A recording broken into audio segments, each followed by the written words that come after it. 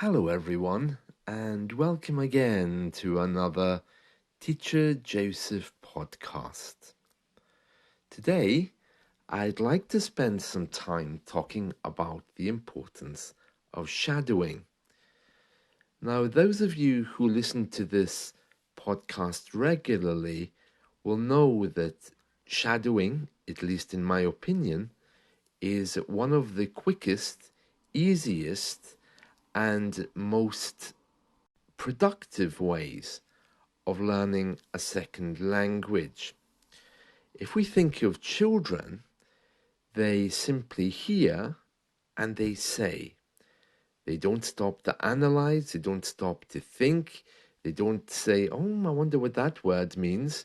They simply hear the parents speaking and they copy them. This is what gives them an accent, and this is also what gives them the very basics of English. It gives them confidence, it gives them their accents, and it's the starting point for learning. Now, in explaining this, many people seem to think that when you shadow, you should be understanding everything that you're hearing.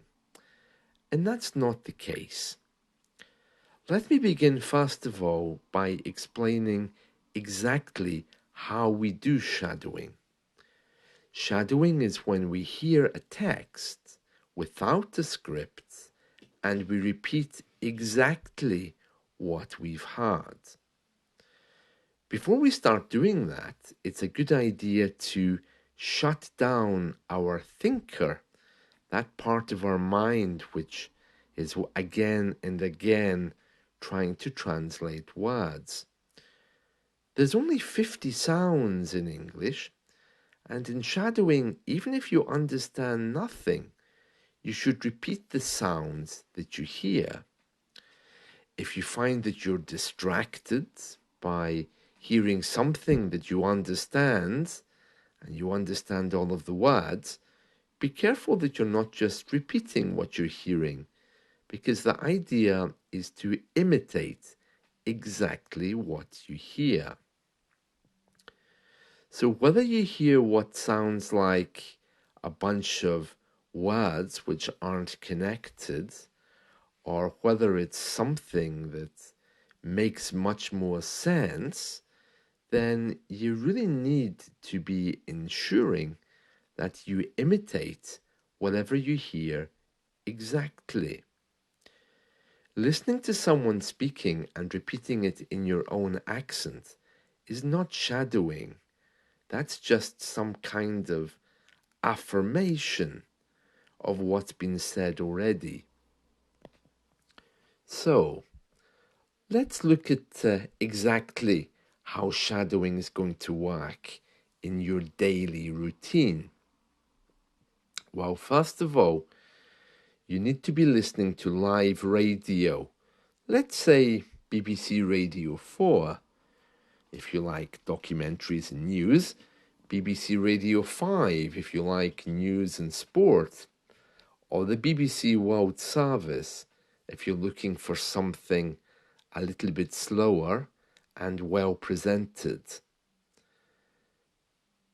There's other radio stations as well, such as LBC in London, which is a 24-hour call-in service. That means that there's a lot of different accents and a lot of audience participation. Once you've decided exactly what you want to shadow with, which station, you simply start to listen, and whatever you think you hear, you repeat. Now, of course, you take a moment to switch off your mind. Shadowing is simply a practice. It's a process. It's not about learning vocabulary. It's not about learning grammar. It's simply about repeating what you're hearing, imitating what you're hearing to be exact. So, as soon as you turn on the radio, you're going to get ba ba ba ba ba ba ba ba ba ba ba ba. And of course, you just try to pick a sound and you say it, soon realizing that by the time you've repeated even one little thing, the presenter has possibly finished. So the idea is to jump in and repeat as much as you can. The very first time you do this, it's going to be a little bit stressful because you'll realize that you only got one sound and quickly he's moved on and you've missed the next 100 sounds. But as you do this again and again, it gets a little bit easier. Ideally, you should understand nothing. For example, you could go to YouTube and find a YouTube clip on aerodynamics or medicine or something you know nothing about, because you're not repeating the words, you're imitating the sounds. The more you do it, the easier it gets. There's a couple of things to keep in mind though. When you begin shadowing, make sure that you do it with the same accent. If you're shadowing in the first moment with NPR from New York, and then shadowing the next day with the BBC in London, you're going to be left with a very strange accent if you keep doing that. The American accent and the English accent can be very different. It doesn't really matter when you're learning words, but it matters a lot when you're learning specific sounds. For example, if I say I'm going to France, an American might not have the R sound. He would say A, I'm going to France. Now that really doesn't matter when we're listening generally, but if you are looking to reduce your accent and you're using shadowing to do that, then of course there's a difference. Because whether a word is R or A is going to make a big difference in which one is correct. So I always tell people that once they reach a certain level of English, they almost certainly should be trying to focus in on a specific town. Now, I grew up for the most part in the London area. So, of course, that gave me a very specific kind of accent. It's part of my identity. It's part of who I am. I know that sometimes we describe ourselves as global citizens, but for the purposes of learning how to speak, you need to be associated with somewhere. If you're unsure where that place should be, or if you're unclear exactly the direction you're going in, let's just make it London or New York. A bit more challenging might be somewhere like Manchester, or even farther north to Glasgow or Edinburgh. The BBC have local radio stations in all of these places, so it's very easy to turn on the radio and just begin shadowing. If you don't choose a place and you continue going around the world, then shadowing is still very good. It'll help you to speak faster, but you may not be understood. It's a much deeper question than simply the city that you want to sound like. It's more about identity. The UK is relatively small compared to other countries, but every area has its own accent, its own idioms, and its own phrasal verbs and grammatical constructions. Standard English will take you so far, but there comes a moment for all of us when we get off that plane and suddenly we realize that we understand nothing because people in every area don't always speak standard English. And even when they do, it's often covered with a very heavy accent. So that's a kind of a big question. Who do I want to be in the English world? Once you've got the answer to that, then simply use that place. Focus in on it. Make it yours by finding their phrasal verbs, their idioms, their accents, and shadow. Not to understand everything, in fact, not to understand anything, but just to get the rhythm, the tempo, the pitch and tone correct. And remember, there's only 50 sounds in English.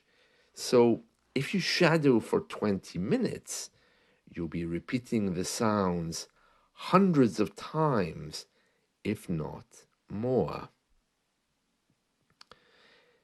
In the coming days, I will record some shadowing texts for you. I have done it before.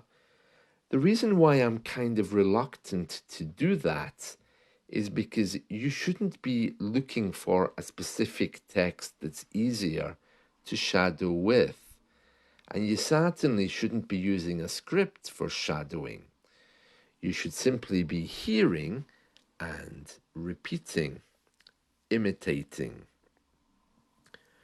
For those of you who are looking for resources for shadowing, I've been informed that there's a page called Rachel's English, which specializes in shadowing. She has lots of recordings.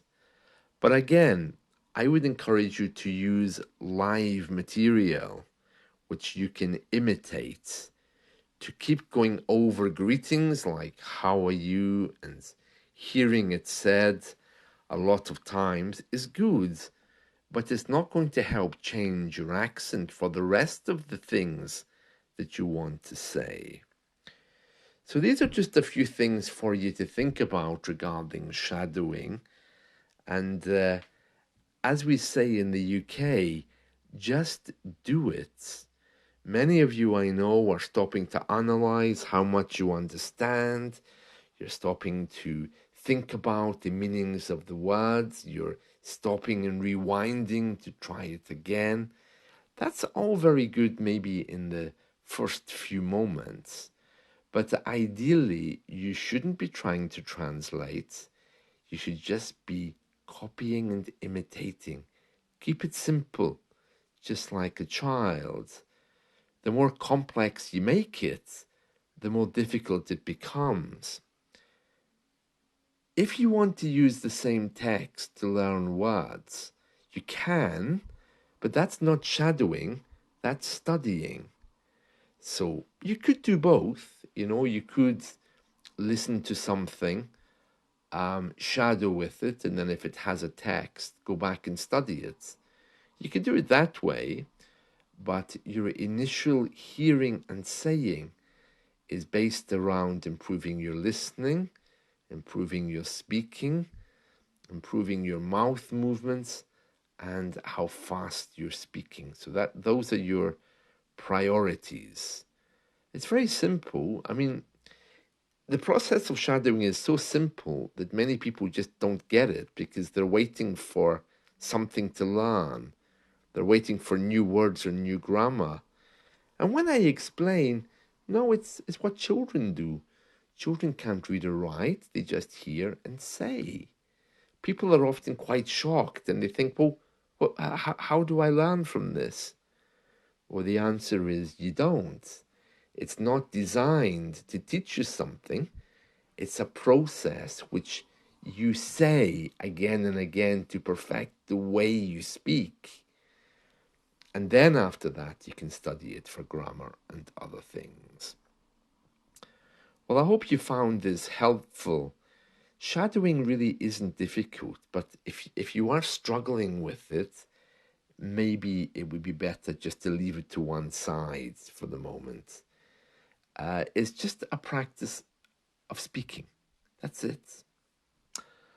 All right, then. That's it from me for today. I hope you've enjoyed this, and let's talk again soon. See you. Bye.